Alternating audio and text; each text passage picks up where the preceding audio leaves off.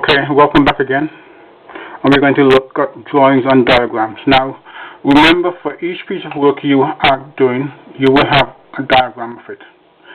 And that will be in the form of schematics.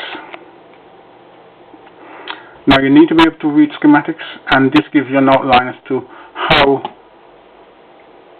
and what to look for in regards to drawings and diagrams. Okay.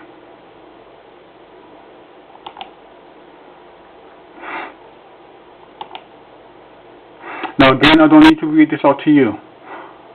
A lot of this is self-explanatory. You need to take the time to read the information for yourself. Don't just glance through it or flick through it. Remember, you can pause the videos.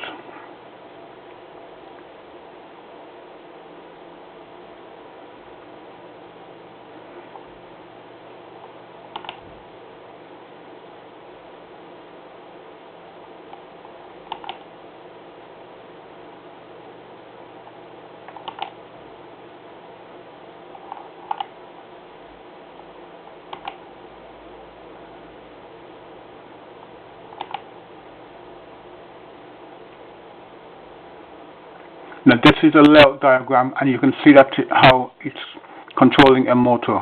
Okay, and the circuit diagram shows you the control circuit in respect of the motor.